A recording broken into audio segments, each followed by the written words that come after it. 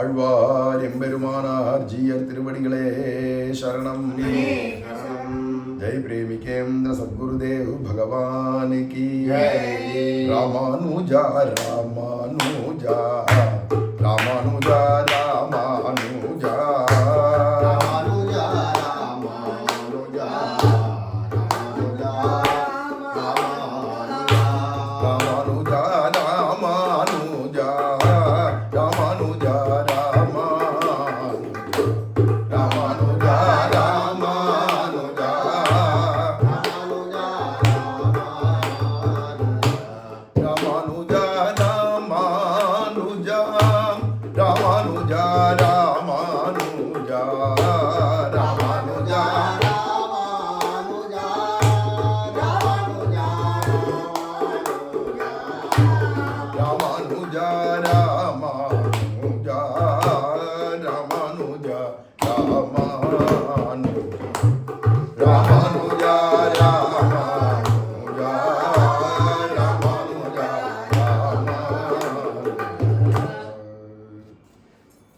रामानुजाचार्य भगवान की जय प्रेमिकेन्द्र सद्गुरुदेव भगवान की श्रीशैले सदया पात्रं दीभक्त्यादि गुणार्णवं यतीन्द्र प्रवणं वन्दे रम्यजामातरं मुनिं लक्ष्मीनाथ समारम्भां नाथयामुनमध्यमाम् अस्मदाचार्य पर्यन्तां वन्दे गुरुपरम्पराम् வாழியதிராசன் வாழியதிராசன் வாழியதிராசன் என வாழ்த்துவார் வாழியன வாழ்த்துவார் வாழியன வாழ்த்துவார் தாளினையில் தாழ்த்துவார் விண்ணோர் தலை மண்ணுயிர்கள் இங்கே மணவாள மாமுனிவன் பொன்னடியாம் செங்கமலப் போதுகளை உன்னிச்சிரத்தாலே தீண்டில் அமானவனும் நம்மை கரத்தாலே தீண்டல் கடன் श्रीमत् कृष्ण समाह्वाय नमो यामुनसूनवे यत्कटाक्षैकलक्ष्याणां सुलभः श्रीधरः सदा कोलाहलदया पात्रं माधुरीरमणं प्रभुं भक्तप्रियं प्रेमिकेन्द्रं रसिकाचार्यमाश्रये ஆழ்வார் எம்பெருமானார் ஜீயர் திருவடிகளே சரணம்.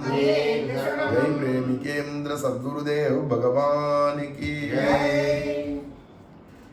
இந்த திவ்ய பிரபந்த வியாக்கியானங்களில் வரக்கூடிய ஐதீகங்களில் பெரியாழ்வார் திருமொழியில் வரக்கூடிய ஐதீகங்கள் எல்லாம் வரிசையாக அனுபவிச்சுட்டு வரோம்.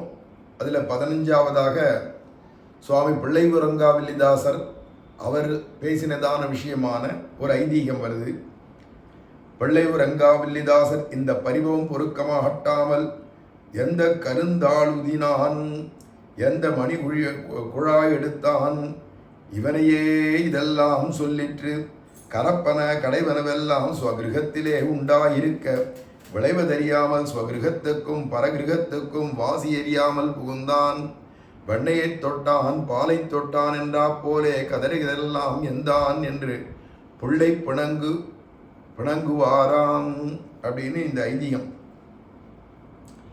பெரியாழ்வார் திருமொழியில் கண்ணபிரான் கோகுலத்தில் ஒவ்வொரு கிரகங்களையா போய் கோபிமார்களுடைய வீட்டில் வெண்ணெய் தயிர் பாலெல்லாம் திருடி சாப்பிட்டான். அதெல்லாம் ஒவ்வொருத்தராக வந்து வந்து வந்து யசோதை கிட்ட முறையிடுறான். உன் பிள்ளை என்ன பண்ணான் தெரியுமா, எங்கள் ஆற்றுல வந்து 32 குடத்தை உடைச்சிவிட்டான் அப்படின்னு. இன்னொரு கோபி எங்கேருந்து வந்து சொல்கிறா, எங்கள் வீட்டில் இருந்ததான அத்தனை வெண்ணையும் சாப்பிட்டு போயிட்டான், முதல்ல உடம்புக்காகுமா பாரு, அவனுக்கு ஏதாவது மருந்து கொடு அப்படிங்கிற அவத்து போய் சொல்கிறா. கறக்க கறக்க பால் குடம்லாம் காணோம், எங்கடான்னு பார்த்தா கொல்லபுரத்தில் போய் எல்லா நண்பர்களோட இருக்கிற பால்லாம் குடிச்சுட்டு ஒரு பானையாக டொப்புன்னு போட்டு உடைக்கிறான். பால் குடித்ததோடு இருந்தால் போகிறோம், பானையுமா உடைக்கணும், இப்படி திருடுறான் இப்படி திருடுறான்னு மாற்றி மாற்றி சொல்ல அசலகத்தார் பரிபவம் பேச தரிக்ககில்லேன் அப்படின்னு யசோதை சொல்கிறாளாம் கண்ணனை பார்த்து. அக்கம் பக்கத்தில் இருக்கிற கோபிமார்கள்லாம் எவ்வளவு பரிபவம் பேசுகிறா தெரியுமா உன்னை பற்றி, எனக்கு எவ்வளோ அசிங்கமாக இருக்குது, அவமானமாக இருக்குது, என்னால் வாழ முடியலடா கிருஷ்ணா, ஊரில் கெட்ட பேர் வருது எனக்கு, ஏன் இப்படி பண்ணுற, நன்னா பெற்றிருக்கா நன்னா வளர்த்துருக்கான்னு என்ன தானே எல்லாரும் குறை சொல்கிறா அப்படின்னு சொல்லக்கூடிய விஷயம்.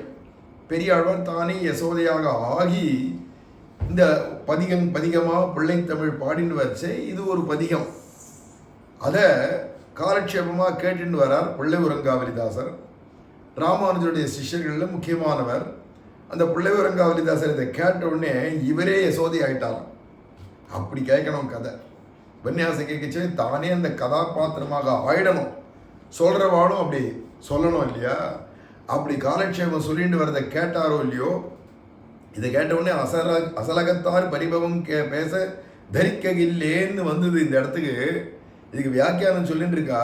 இதை கேட்ட உடனேவே பிள்ளைவரங்காவல் இதை சொல்ற என்னன்னா, இந்த பரிபவம் பொறுக்க மாட்டாமல் இதை கேட்டுவிட்டு தானே யசோதை ஆயிட்டார் இல்லையா பிள்ளைவரங்காவலிதாசர். அவரால் பொறுக்க முடியலாம். எந்த கருந்தாள் ஊதினான், எந்த வீட்டில் போய் பூட்டை உடைச்சான், எந்த மணிக்குழாய் எடுத்தான், யார் வீட்டில் போய் எந்த மாணிக்க திருடின்னு போயிட்டான். ரொம்ப பெருசாக இன்னும் திருடான்னு சொல்லிட்டு இருக்கல. என்ன பூட்டையா உடைச்சான், இல்லை ஒருவேளை மாணிக்கத்தை தான் திருடின்னு போயிட்டானா? இவனையே இதெல்லாம் சொல்லிட்டு திருப்பி திருப்பி திருப்பி நம்ம கண்ணனையே திருப்பி திருப்பி குத்தம் சொல்கிறாய் வாழலாம். வந்துடுத்து ரோஷம், யசோதையாக ஆகி ரோஷம் பொத்தின்னு வந்துடுத்து பிள்ளைவரங்காவலிதாசன். கரப்பன கடைவர் எல்லாம் ஸ்வகிரகத்திலே உண்டாயிருக்க, ஏன் சொந்த வீட்டில் யசோதை வீட்டில் இல்லையான்னா?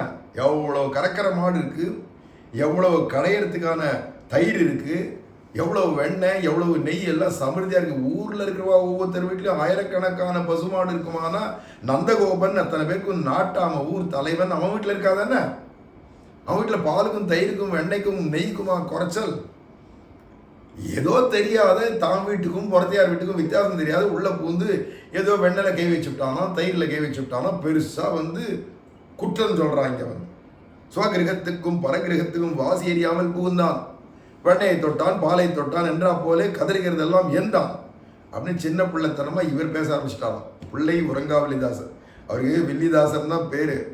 இது பிள்ளையாட்டம் கத்தினார் என்னமோ, அதனாலேயே பிள்ளை உறங்காவலிதாசர்னு பேர் வந்துடுத்தோ என்னமோ. ஏன்னா இங்கே சொல்கிறார், பிள்ளை பிணங்கு பிணங்குவாராம். ஒரு குழந்தை போடுற சண்டை மாதிரி குழந்தை கத்துறா மாதிரி கத்துவாராம் இவரும். பாதி காலட்சேபத்தில் இருந்து அது கூட பாதி உபன்யாசம் நடந்துருச்சே எழுந்து கத்த ஆரம்பிச்சிருவாராம். இது என்ன தெரியாத கையை வச்சான் பாலை வச்சாங்க தெரியாத தாங்க வீடு புறத்தையார் வீடுன்னு அறியா பிள்ளை 2-2.5 வயசுக்கு என்ன தெரியும்? ஏதோ போய் கை வச்சுடுத்து பெருசாக பூட்டை உடைச்சா மாதிரியோ உள்ளே போய் திருடினா மாதிரியோ ரத்தனங்களை திருடினா மாதிரியும் பேச வந்துட்டாலாம். போங்கடி போங்கடி அப்படின்னு கத்திவிட்டாராம் நடு உபன்யாசத்தில். இது ஒரு ஐதீகம். அப்போ என்ன அர்த்தம்னா, அந்த அளவுக்கு தன்மையப்பட்டு பெரியாழ்வார் அருளி செய்தார், அந்த அளவுக்கு யசோதியாகவே ஆகி காலட்சேபம் சொல்றா, அந்த அளவுக்கு தானே யசோதியாகி கதையை கேட்கிறார் அப்படிங்கிறது தான் இங்கே இருக்கக்கூடிய விஷயம். இப்போ அந்த அளவுக்கு தன்மயம் காலட்சேபத்திலேயே அவளுக்கு கிடைச்சிடுறது. உபன்யாசம் கேட்கச்சவே சொல்லச்சவே அதில் தன்மையப்பட்டு சொல்கிறவா சொன்னா கேட்குறவாள் அப்படியே தன்மையப்பட்டுருவா.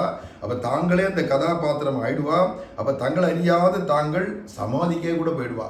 ரூபம் திருசாம் திருசிமதாம் அகிலார்த்த லாபம்னு ருக்மணி பிராட்டி சொல்கிற மாதிரி காலட்சேபமான இந்த உபன்யாசம் கேட்கச்சேவே தன்னால் பகவத் ஸ்வரூபம், அந்த லீலைகள், அந்த குணங்கள் கண்ணுக்கு தெரிய ஆரம்பிச்சிடும். அப்படி கதை கேட்டிருக்காருன்னு தெரியுது.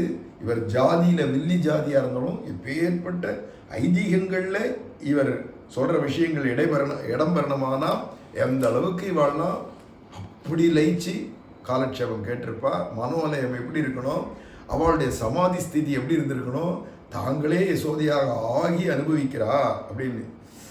அதுக்கடுத்து பெரியாழ்வார் திருமொழியினுடைய 2ஆம் பத்தில் 9வது பதிகம், அதில் 10வது பாசுரம். இது எல்லாம் திருவாய்மொழி பிள்ளையுடையதான வியாக்கியானங்கள், அதில் வர ஐதீகங்கள். இதுக்கெல்லாம் மணவாள மாமனிகள் பண்ணியிருக்கார். அதில் வர ஐதீகங்களும் இதில் கலந்து வரும். அதில் பிள்ளை திருவாய்மொழி பிள்ளை அருளை செய்கிற ஐதீகங்கள் இது ஒன்று வியாக்கியானத்தில். பிள்ளை எங்களாழ்வார் கண் வளர்ந்தருவதற்கு முன்னே ஜாகிரத் சொப்பனத்திலே சென்று எனக்கு நாவற்பழம் கொண்டிட வேணும் என்று ஒரு சிறு பிள்ளையாய் சென்று உணர்த்த, அவர் கண் வளர புகுந்தவாறே பலகாலம் உணர்த்தி கண் வளர ஒட்டாமையாலே ஒரு காலாக புள்ளாய் நீ யார் என்ன, நான் ஜீயர் மகன் ஆயர் தேவு என்ன, அவரும் அவ்வளவிலே உணர்ந்து ஜீயரே உம்முடைய மகன் என்னை குடியிருக்கவும் உறங்கவும் ஒட்டுகிறானில்லை என்ற செய்திகளை அவரும் கேட்டருளி திருப்பள்ளி அறையிலே சென்று புக்கு நாயந்தே இப்படி செய்கை கர்த்தவியமன்று என்று போர நியமித்தார் என்று பிரசித்தமிரே. பிள்ளை எங்களாழ்வார் அப்படிங்கிறவர் எங்களாழ்வானுடைய குமாரர். அவர் என்ன பண்ணார்னா, இங்கே இந்த இடத்துலலாம் ஐதீகத்தில் பார்த்தீங்கன்னா ஒரு வார்த்தை போடுவா, சொப்பனாவஸ்தையிலேன்னு போடாத ஜாகிரத் முன்னே கண் வளர்ந்தருவதற்கு முன்னே ஜாகிரத் சொப்பனத்திலே சென்று. அப்போ இவா தூங்கிட்டா விட்டு வர சொப்பனம் வேற, அது தாமசமாக கூட இருக்கலாம். ஆனால் தூங்குறதுக்கு முன்னாடியே மூழ்ச்சிண்டுக்குச்சேவே சொப்பன அவஸ்தை நீங்கள் சொல்கிறதுக்கெல்லாம் அர்த்தம் என்னடான்னா இதெல்லாம் சாட்சாத்காரமான அனுபூதி. இதுக்கு தான் சமாதி ஸ்திதின்னு பேர். உறங்காத உறக்கம், தூங்காத தூக்கம் அப்படிங்கிறது போல. அப்போ உறங்குவான் போல் யோகு செய்பவர்கள் அப்படிங்கிறது இவாள சமாதி ஸ்திதியில் இருந்தவான்னு தெரியுது. அதில் இங்கே பதம் அப்படி தான் வருது. கண் வளர்ந்த அளவுக்கு முன்னே ஜாகிரத் சொப்பனத்திலேனா மூச்சுண்டுக்கச்சவே ஒரு காட்சி அப்படின்னு அர்த்தம். இங்கே சொப்பனம்ன்றதுக்கு அர்த்தம் இங்கே காட்சின்னு அர்த்தம். அதில் யாரோ ஒரு குழந்தை இந்த பிள்ளை எங்கள் ஆழ்வார்கிட்ட வந்து எனக்கு நாவப்பழம் வேணும், எனக்கு நாவப்பழம் வேணும், நாவப்பழம் கொடு அப்படின்னு கேட்கலாம். இப்படியே சரி அதை அப்படியே அலட்சியப்படுத்திட்டு அப்படியே கொஞ்சம் கொஞ்சமாக நித்திரைக்கு போயிட்டார். தூக்கத்தில் வந்து எழுப்பி பல விதமாக வந்து எழுப்பி அம்மா எனக்கு நாவப்பழம் கொடுமா, இல்லைன்னா பாட்டி எனக்கு நாவப்பழம் கொடு பாட்டி, இப்படிலாம் வந்து திருப்பி அந்த குழந்தை வந்து கேட்குறத பார்த்தோன்னே, நீ யாருடா பையா என்னை தூங்க விடாத இப்படி பாடுபடுத்துகிற, நீ யாரு அப்படின்னா, நான் தான் நஞ்சியருடையதான குமாரன், அவருடைய புள்ள நான், என் பேர் ஆயர்தேவுன்னு பேர் அப்படின்னாலாம்.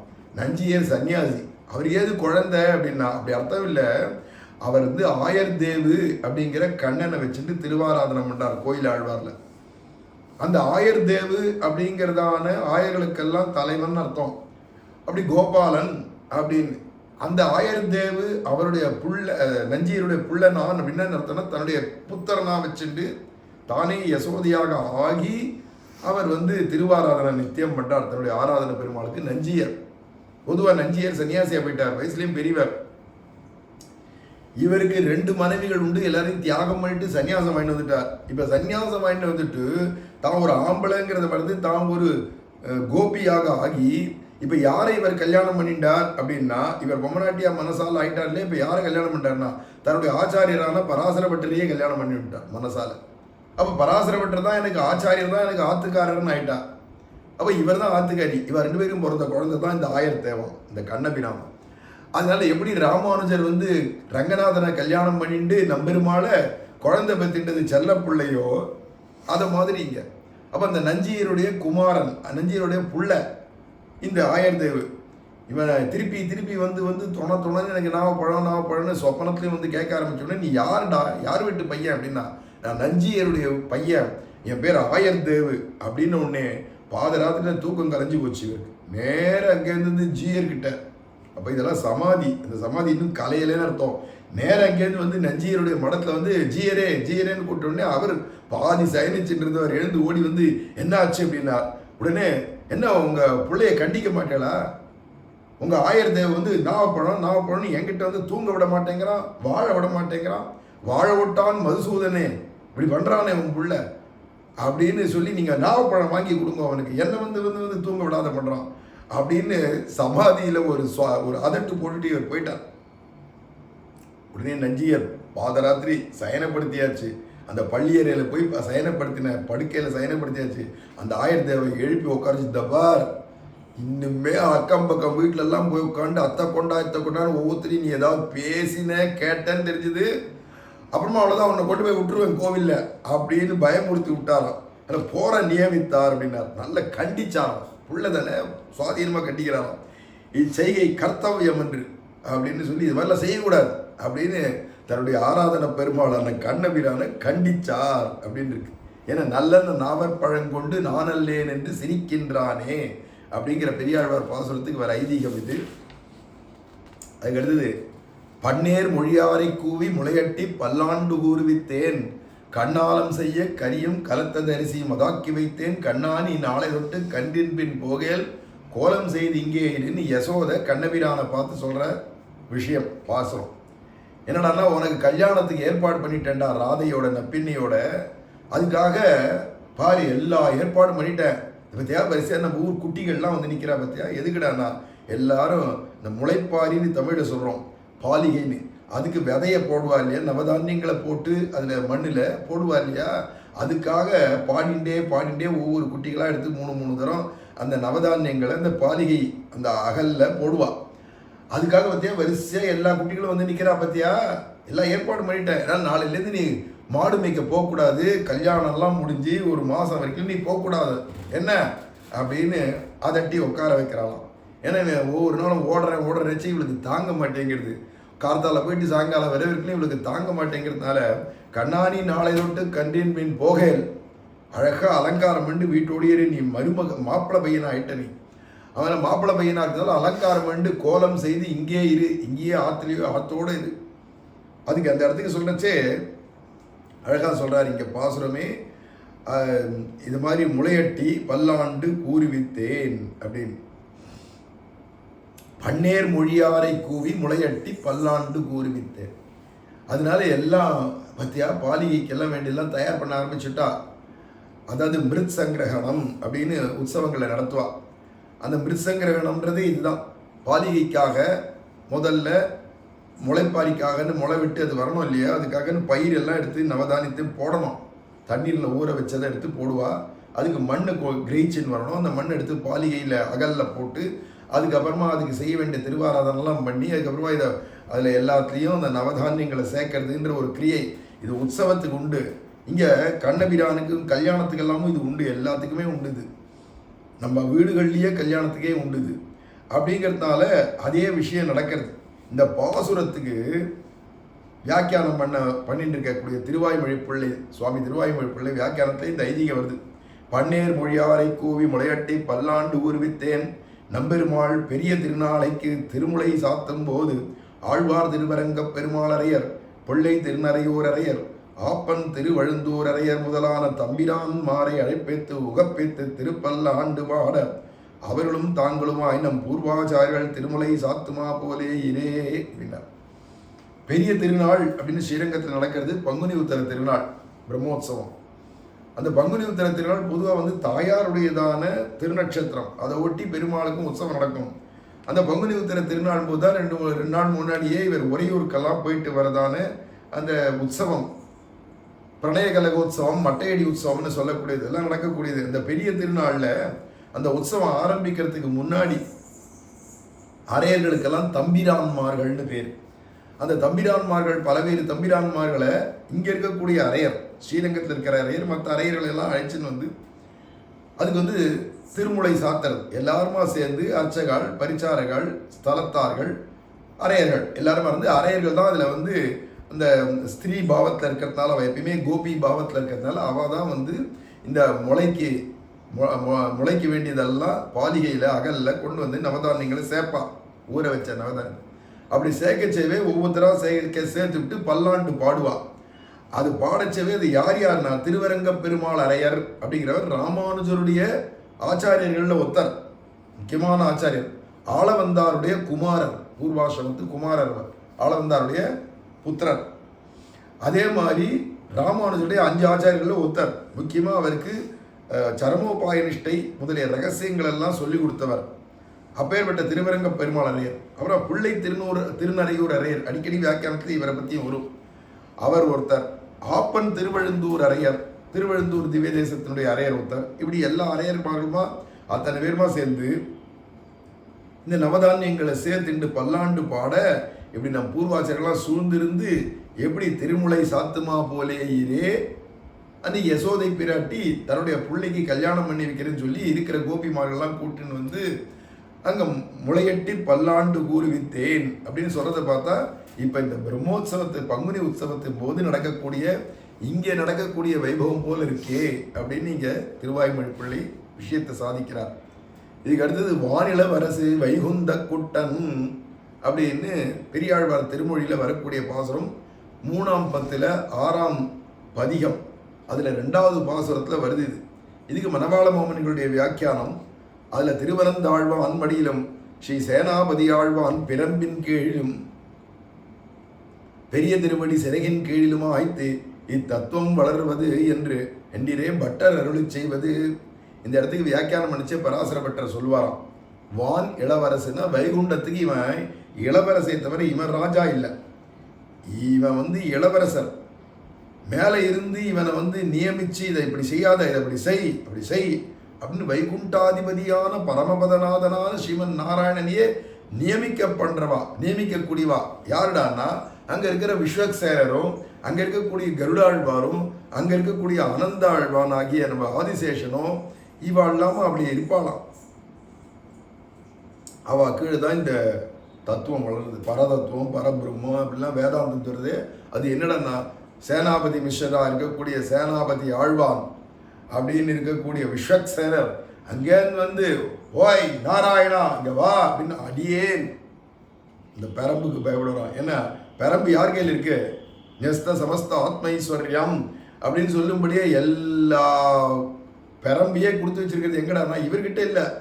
பெருமாள் தன் கையில் ராஜாவுடைய செங்கோல் தான் வச்சுட்டு இருக்க மாட்டார். அந்த பெரம்பை யார்கிட்ட கொடுத்து வச்சிருப்பாருன்னா சேனாபதி ஆழ்வானாகிய நம் விஸ்வக்சேனர்கிட்ட கொடுத்து வச்சிருப்பார். சேனை முதலியார்கிட்ட கொடுத்து வச்சிருப்பார். அதனால அவர் தான் இப்போ ராஜா. கீழே இருக்கக்கூடிய அமைச்சர்கள் குருமார்களுக்கெல்லாம் கீழே இளவரசர் எப்படி வளர்ந்து வருவாரோ அதை மாதிரி பெருமாள் அங்கே இளவரசராக இருக்கிறதுனால அந்த பெரம்புக்கு பயந்துட்டு அடியேன் அடியேன் குடியேன்லாம் சொல்லிட்டு இருப்பாராம் பகவான் அங்கே. அதனால திருவனந்தாழ்வான் மடியில், ஏன்னா சின்னவர் இல்லையா, இளவரசர் இல்லையா, அதனால் திருவனந்தாழ்வான் ஆதிசேஷன் தன் மடியில் போட்டு அப்பப்போ லாலனம் பண்ணிட்டு இருப்பாராம். யசோதம்மா குழந்தை கண்ணனை லாலனம் பண்ணுறது மாதிரி இவர் திருவனந்தாழ்வான் மடியிலையும் சேனாபதி ஆழ்வானுடையதான பிரம்பின் கீழும் அந்த பெரம்புக்கு கீழே செங்கோலுக்கு கீழே ஒளிஞ்சுண்டு எங்கேயாவது சேனாபதி ஆழ்வார் தண்டிச்சிட போகிறாரு, கண்டிச்சிட போகிறாரு, செங்கோல் அவர்கிட்ட இருக்கே அப்படின்னு பயந்துண்டு அவருடைய கீழையும் அது மாதிரி பெரிய திருவடி சிறகின் கீழிலும் ஆய்த்து இத்தத்துவம் வளர்வது. பெரிய திருவடி ஆகிய கருடாழ்வார் அதை சொல்லச்சவே வினத்தை சிறுவன் சிறகென்னும் மேலாப்பின் கீழ் வருவானை பிருந்தாவனத்தை கண்டவை. இதெல்லாம் வந்து நாச்சியார் திருமொழியில் இருக்கிற பாசுரத்து பிரமாணம். மற்றொன்று பராசர பட்டர் அல்லது அதுக்கு முன்னாடி இருந்ததான நம்ம சுவாமி ஆளவந்தார் அவாவா அருளை செய்ததான பல்வேறு ஸ்தோத்திரங்கள் எல்லாம் பார்த்தேன்னா இதெல்லாம் சொல்லியிருக்கா. அதனால தான் அந்த பிரமாணத்தை வச்சுன்னு தான் இங்கே திருவனந்தாழ்வான் மடியிலையும் ஸ்ரீ சேனாபதி ஆழ்வானுடைய பெரம்பின் கீழும் பெரிய திருவடியின் சிறையினுடைய கீழிலும் ஆய்த்து இந்த பரதத்துவம் இப்படி வளர்றதான் வைகுண்டத்தில். சரி, அது வளர்ந்துட்டு வந்ததுன்னா ஏதோ கொஞ்ச காலம் சிறியனாக இருக்கிறவர்களும் வளருது. அப்புறமா அவனுக்கு 16 வயசு ஆயிடுச்சுன்னா அப்புறமா ராஜாவாயிட வேண்டியதுன்னு. இப்போ அவன் தானே ராஜாவாக வந்திருக்கணும் அப்படின்னா அங்கே எல்லாருமே நித்திய யவனம் தான், ஒரே வயசு தான். இவன் 12 வயசு நித்திய கிஷோர பருவம் தான். அது எப்போதும் மாறாத 12 வயசா. ஆனால் அங்கே இருக்கிற விஷ்ணு பார்ஷதாளுக்கெல்லாம் என்ன வயசுன்னா ஷோடச வார்ஷிகர்கள் அப்படிங்கிறதுனால 16 வயசு, சில பேர் 25 வயசு பஞ்சவிம்சகர் அப்படின்னு சொல்கிறார். 25 வயசு 16 வயசுக்கு அவள்லாம் இருக்கிறதுனால அவள்லாம் சுதந்திரம் ஆயிட்டானோ, அதாவது மேஜராக போயிட்டாலும் இல்லை அவள்லாம் ராஜாக்கலாம். இது எப்பயுமே 12 வயசாகவே இருக்கிறதுனால கிஷோர பருவமாக்கிறதால எப்பயுமே இளவரசு தானோ. அதனால் வானிலவரசு வைகுந்த குட்டன், வைகுந்தத்தில் பெருமாள் குட்டன் தான், இளவரசு தான். அங்கே அவன் இல்லை, பின்ன யார் ராஜாக்கள்னா இங்கேருந்து நம்ம வைகுண்டம் போகிறோம்னு வச்சுப்போம்.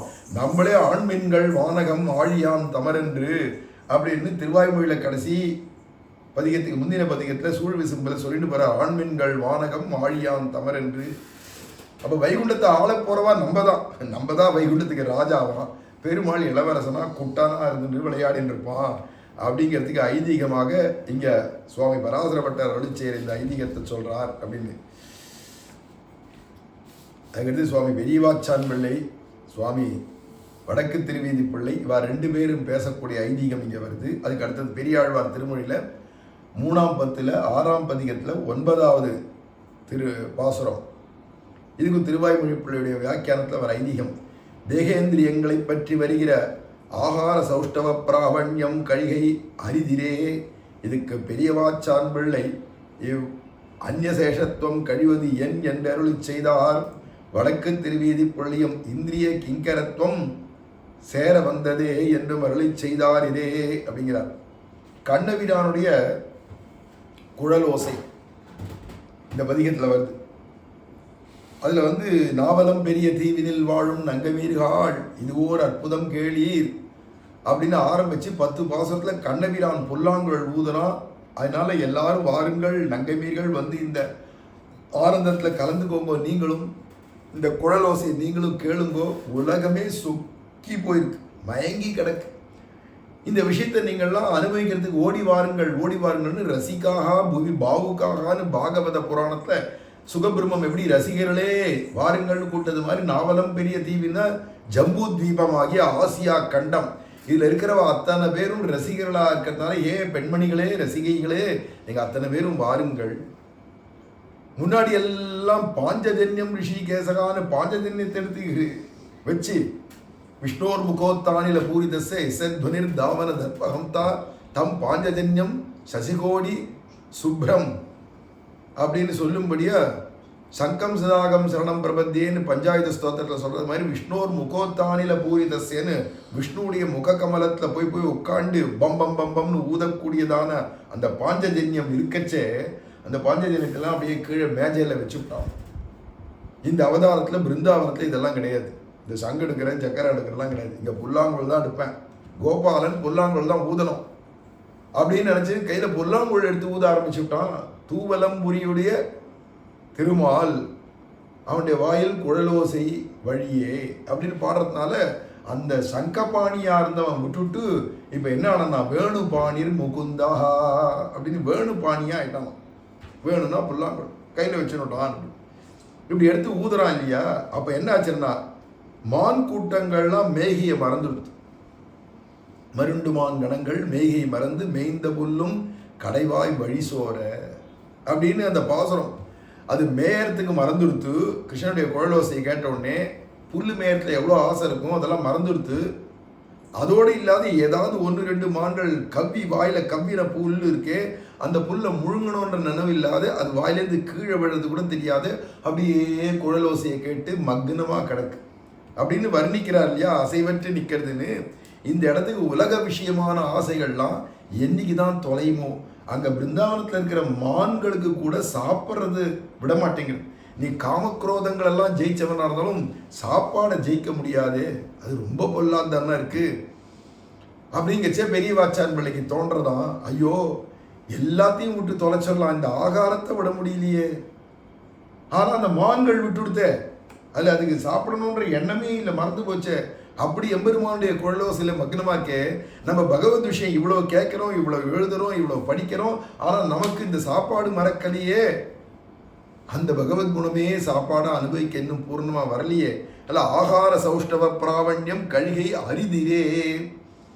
சாப்பாடு விட்டுட்டு விலகிறது அப்படிங்கிறது ரொம்ப கஷ்டம். துர்லபம். இப்படி சாப்பிடலன்னா அப்படி சாப்பிடலன்னா இப்படி இந்த வேலை விட்டு அடுத்த வேலை எப்படியோ சாப்பிட்டானோ அப்படிங்கிற இந்த சாப்பாடை விட முடியாதுன்னு இருக்கிறது எவ்வளோ கஷ்டம் தெரியுமா விடுறதுங்கிறது அப்படின்னு நீங்கள் வியாக்கியானம் பண்ணிட்டு போச்சே திருவாய்மொழி பிள்ளை. அதுக்கு பெரியவாச்சான் பிள்ளை சொல்லக்கூடியதான ஒரு வார்த்தை எடுத்து கொடுக்கிறார்.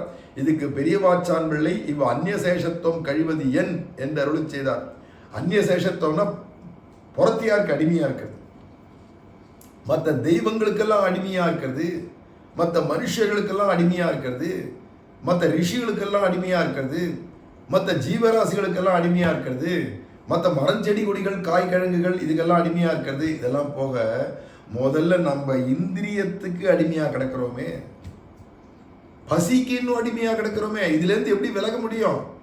அதில் அந்நியசேஷத்துவம் கழிவது என் என்று அருளி செய்தார். இது எப்படிதான் இது போகுமோ தெரியலையே. இந்த சாப்பிட்றது தூங்குறதுன்ற 2 வியாபாரம் இருக்கே, இதுக்கு நம்ம அடிமையாக கிடக்கிறோமே. தூக்கம் வந்துட்டா அதை யாராலும் கட்டுப்படுத்த முடியல. அதுவே பசி எடுத்துருந்தா பசின்னா கொடுமையான பசிக்கு ஆளாயிடுறோம், அதுக்கு அடிமையாக போய்டுறோம். இவ்வளோ உருண்டை எடுத்து பிண்டத்தை வாயில போட்டால் தான் அப்பாட அப்படின்னு மூச்சே வரும்போது இருக்கு.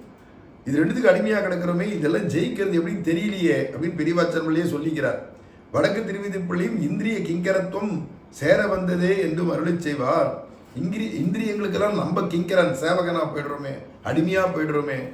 இப்படி வாச்சுறுத்தேன் இந்த மனுஷ சரீரம்னு எடுத்து வந்தால் எப்பேற்பட்டவனுக்கு இந்த பசி தூக்கம் தாகம் இதை ஜெயிக்க முடியாத இருக்கே அப்படின்னு 2 பேரும் தாபப்பட்டா. அந்நிய சேஷத்துவம்னா புறத்தியாருக்கு சேஷத்துவம்னா வெளியில் இல்லைப்பா, ஆந்தரிகமாக உள்ள இருக்கிறதான அந்த இந்திரியங்கள் பசி பிணி பசி மூப்பு துன்பத்துக்கெல்லாம் நம்ம ஆளாவது, அதுக்கு போய் கிங்கரனாக அடியானாக ஆயிடுறோமே, அதுக்கு நம்ம வசப்பட்டுறோமே. இது கழியறது எப்படி, இது விலகிறது எப்படின்னு தெரியலையே அப்படின்னு சொன்னார்னு இங்கே ஐதீகம். இதுக்கு அடுத்ததான ஐதீகத்தை 20லேருந்து அடுத்து அனுபவிக்கலாம். ஆழ்வார் எம்பெருமானார் ஜீயர் திருவடிகளே சரணம். ஜெய் பிரேமிகேந்திர சத்குருதேவ் பகவான் கி. ராமானுஜா ராமானுஜா ராமானுஜா ராமானுஜா ராமானுஜா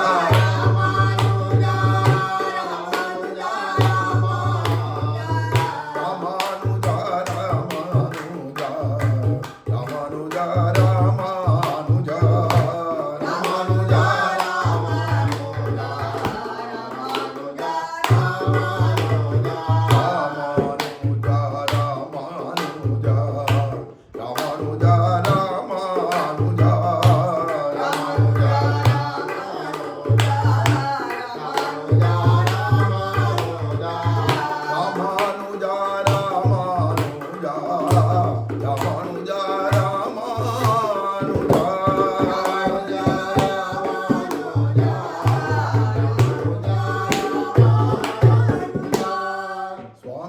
रामानुजाचार्य भगवान की जय प्रेमिकेन्द्र सद्गुरुदेव भगवान की श्रीमते रामानुजाय नमः। श्रीमते रामानुजाय नमः।